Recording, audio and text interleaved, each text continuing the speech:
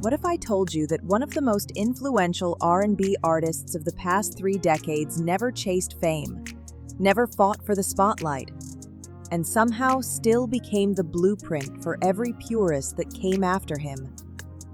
This isn't a story about overnight success or scandal. It's about patience. It's about integrity. It's about a man who turned silence into legacy and built an entire lane that defined what real R&B would sound like for a generation. 35 years later, Maxwell's quiet evolution still echoes through the soul of modern music. And tonight, we're peeling back the layers to understand how he did it. Roots, the making of a mystic. Before the fame, before the falsetto, before the tailored suits, there was a young boy in Brooklyn, born Gerald Maxwell Rivera in 1973. His roots stretched across Haiti and Puerto Rico, a fusion of rhythm and resilience that pulsed through his DNA. His mother, a Haitian immigrant, worked tirelessly to build a life in New York. His father, Puerto Rican, passed away when Maxwell was young, a loss that would shape his introspective nature forever. Music became his language of healing. Unlike most kids in his neighborhood, Maxwell wasn't drawn to the chaos of the streets. He was drawn to sound. He'd spend hours in his room experimenting with drum machines, writing poetry, letting melody become meditation. That deep introspection would later become his superpower. Because while other artists were chasing trends, Maxwell was already crafting atmosphere. The kind of sound that doesn't ask for attention, it demands stillness. He was quietly building the blueprint before the world even knew it needed one. The birth of a new era. When Maxwell dropped Urban Hang Suite in 1996, R&B was dominated by glossy radio hits and hip-hop crossovers. Labels wanted club anthems, not candlelight meditations. But Maxwell had a different vision, one rooted in warmth, romance, and musicianship. The album didn't explode overnight. In fact, it moved slowly, almost suspiciously so. Critics didn't know what to make of it. It wasn't flashy enough to be pop, and too refined to be mainstream R&B. But then something started happening. Word spread, quietly. Lovers started playing Ascension Don't Ever Wonder at weddings, late-night drives, and dimly lit rooms. And suddenly, this slow burn album started doing something radical. It redefined intimacy in music. Maxwell wasn't just singing to women. He was singing to the soul itself. Every lyric was a whisper, every groove a conversation. Urban Hang Suite wasn't an album you listened to. It was an experience you entered. It introduced an entirely new energy to the late 90s, a wave that would soon be called neo-soul. Alongside D'Angelo and Erykah Badu, Maxwell helped create a sanctuary for purity, for musicianship, spirituality, and emotion to coexist in R&B again. But unlike his peers, Maxwell didn't flood the market. He disappeared. EMBRYA and the Art of Patience. 2 years later, Maxwell released EMBRYA, an album that critics didn't understand at the time. The beats were slow, the lyrics abstract, and the atmosphere ethereal. It was a record that asked you to listen differently. People expected another Ascension. Instead, they got a deep dive into the subconscious. Love, fear, self-doubt, spirituality. Maxwell wasn't following a formula. He was testing the boundaries of what R&B could feel like. And that decision cost him mainstream momentum. The same critics who praised him in '96 were confused in '98. But Maxwell didn't flinch. He understood something most artists don't. Timeless art doesn't always hit on time. EMBRYA would later be reevaluated as ahead of its era, a sonic meditation that predicted the ambient, introspective sound we hear today from artists like Frank Ocean and Snow Allegra. Maxwell wasn't chasing the charts, he was chasing truth, and that required silence, even when the industry wanted noise. The Disappearing Act, when time becomes a statement.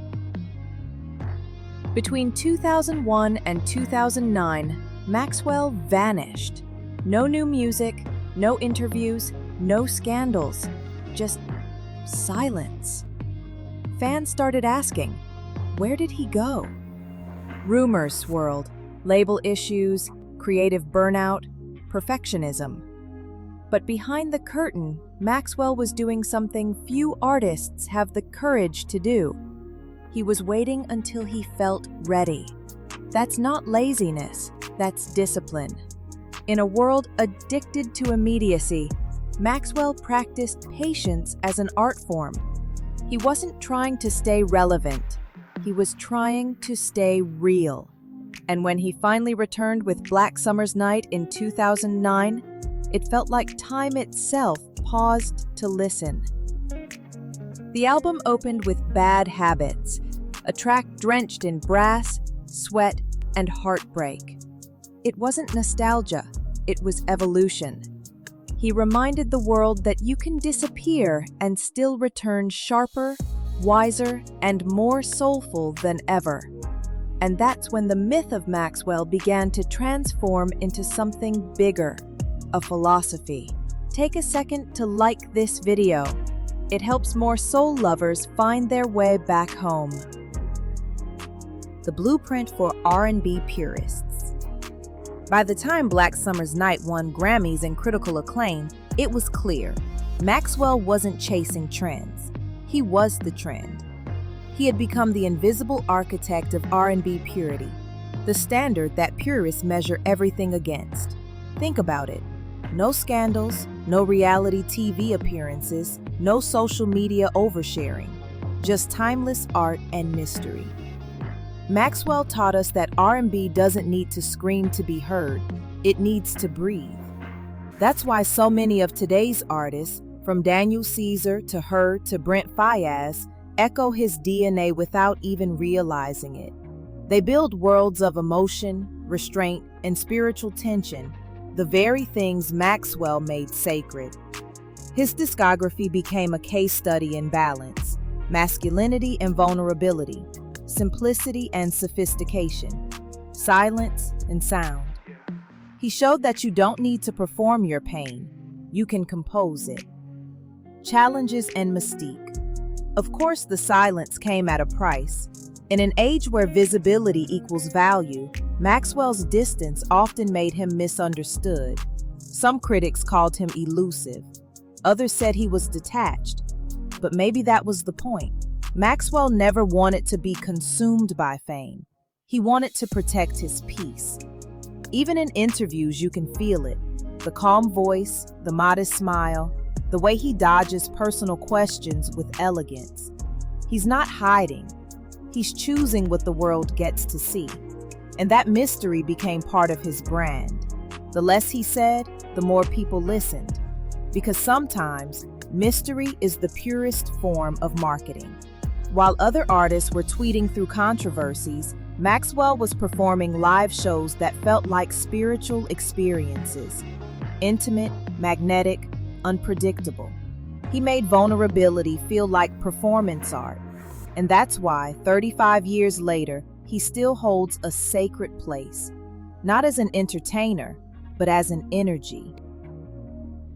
Evolution and cultural depth. Maxwell's artistry isn't just about music, it's about message. He uses his platform with intention. From subtle nods to colorism and representation in videos like Shame, to his appreciation of African and Caribbean rhythms, Maxwell always honors the roots that shaped him. His visuals feel cinematic yet symbolic. never exploitative.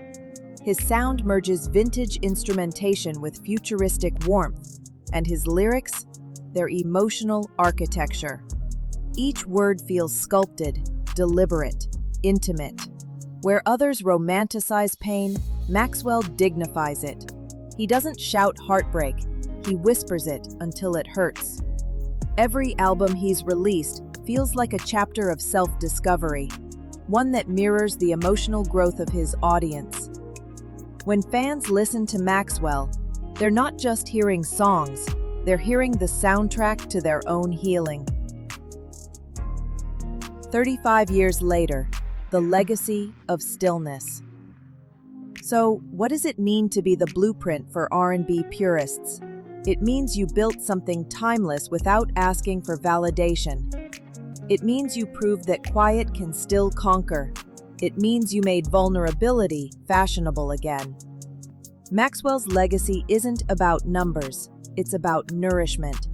He's a reminder that R&B doesn't need to evolve faster, it needs to evolve deeper. That soul music isn't dead, it just needed someone to preserve its dignity. And that's what Maxwell has done, quietly, beautifully, for 35 years. He's shown that you can step back from the noise and still lead the conversation, that patience, precision, and purpose will always outlast popularity. And maybe that's the real lesson here, that in an era of constant oversharing, mystery is medicine. So tonight, when the world feels too loud, play Urban Hang Suite. Let it breathe. Let it remind you that greatness doesn't always announce itself. Sometimes it just ascends.